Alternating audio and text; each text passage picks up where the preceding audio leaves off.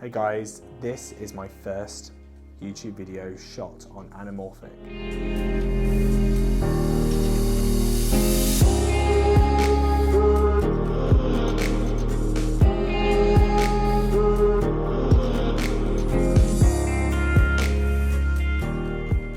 This is the first full frame lens from SIRUI. It is a 50mm T2.9 1.6 times squeeze factor. It's been a little while since I've done a product review. I'm definitely not a YouTuber, but I am always keen to give you some feedback and thoughts on some of the gear that I'm trying out. And if you've been following my work lately, you'll know that I've recently switched over to Cine lenses. There's a couple of other videos about that on my channel as well. I've also dabbled in vintage lenses where I was actually trying to get an anamorphic look on the cheap. Didn't really work. Lots of problems with that, having to use adapters and things were like falling off, and yeah, it just wasn't the one. However, SIRUI now have released their first full frame anamorphic lens for L mount, as well as other mounts as well, like Sony and Nikon. But I feel like this is finally the lens for me. So I love the anamorphic look, and if you are interested in anamorphic lenses, which you probably are, and that's why you're watching this video, it is for two reasons. So firstly, for the unique characteristics and shape of the background blur and bokeh. So with most lenses, we're normally shooting on spherical lenses that give like a rounded bokeh. Anamorphic gives more of an oval bokeh, and it kind of distorts the out of focus areas to give more of like a dreamlike appearance, which I personally love. Another reason why you might want to shoot anamorphic is for the unique lens flares. So anamorphic lenses tend to give a long streaky appearance to their flares, and you get this when you shoot directly into a light source such as car headlights, the sun. I can even show you what it looks like with my phone torch. The great thing about this new lens from SIRUI is that it is full frame. It's T2.9, which is approximately f2.8 in f-stops. It is available in loads of different mounts.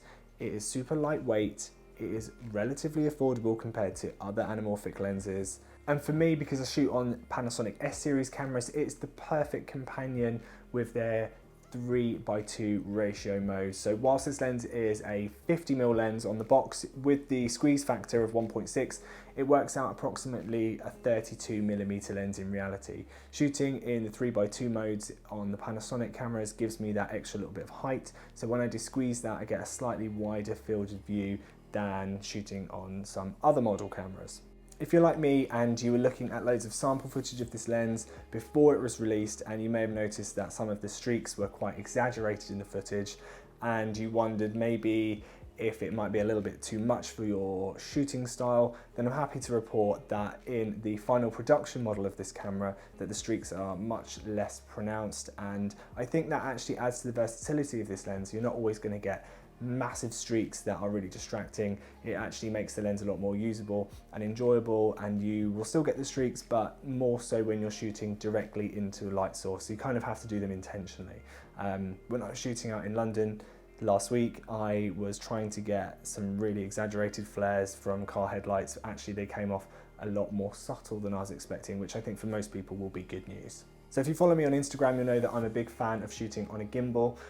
When I shoot on a gimbal with my Panasonic cameras and this lens, I'm using the DJI RS2, which has the 3D focus system, which actually allows me to add autofocus into this camera. So whilst this lens is fully manual, so there's no autofocus, so if you're thinking of using it and you're more of a run and gun shooter, dependent on autofocus, maybe this isn't the right lens for you. But with the 3D focus system from DJI, that allows me to use it as kind of like a manual focus assist. So gives me some options when it comes to autofocus as well. This is my first time shooting anamorphic, so when I offloaded my cards onto the computer, I was like, wow, okay, how am I gonna make this look normal? It's actually really easy to do. I'm sure there are more automated ways of doing it in your editing software. I use Final Cut Pro, but I found the easiest way to stretch the footage into the normal aspect ratio was just to adjust the scale sliders on the X and Y axis until it stretched out and fit my project size.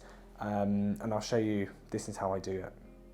I'm sure there are other ways of doing it as well, but that was the easiest way for me to just quickly switch it from the 3:2 ratio straight into widescreen. Another thing to say, if you are shooting on Panasonic, they do have an anamorphic de-squeeze option in camera as well, so you can actually frame up your shots a lot easier by having the de-squeeze on already on your monitor.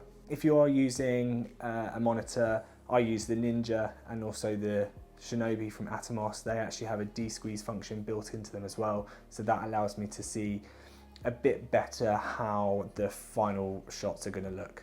It's also really interesting as well that this lens has some really pleasing vintage warm tones to it already, and that really suits my editing style. So I always edit with the same LUTs. I use my Hestia LUTs, which are available from Gamut, and the colours that come straight out of this lens match my editing style really nicely. So they already have like a bit of a vintagey warm look compared to some of the other spherical lenses that I'm using. So yeah, definitely suits my style perfectly. I'm really looking forward to trying out this lens on a proper commercial project, whether it be a music video or an advert. I think the versatility of this lens, now that the anamorphic style is going to be available to so many filmmakers at an affordable cost, I'm so excited about trying this lens out. I think I'm going to be using it pretty much all the time. Like, for me, I've got a lot of different lenses, focal lengths, but I think the versatility of this lens and the image quality that it produces is something that I have wanted for a long, long time. And now that it's available in L mount and the other mounts, I feel like a lot of filmmakers are going to really be able to take advantage of this modern version of anamorphic at a great price. But what are the negatives of shooting anamorphic? So there's two things I can think of. I did notice that there's a slight bit of bending, a bit of warping in the wider shots. You can probably see that on my desk here. It's kind of bowing a little bit. Apparently this is a common thing with anamorphic lenses anyway. It's not necessarily a characteristic of this lens. A lot of the stuff that I post on social media generally is in more of a vertical format, so whether that be for Instagram stories or slightly taller than they are wider Instagram grid posts. And I found obviously I'm going to have to cut those down quite a lot. So I do lose the magic of anamorphic when I'm reframing it. But if you are shooting mostly widescreen stuff, like music videos, adverts, commercials, weddings, anything that looks amazing in widescreen, then this lens is going to change your life. I've really enjoyed my time shooting with this lens so far, and I know that there's going to be a lot more anamorphic content on this channel going forward.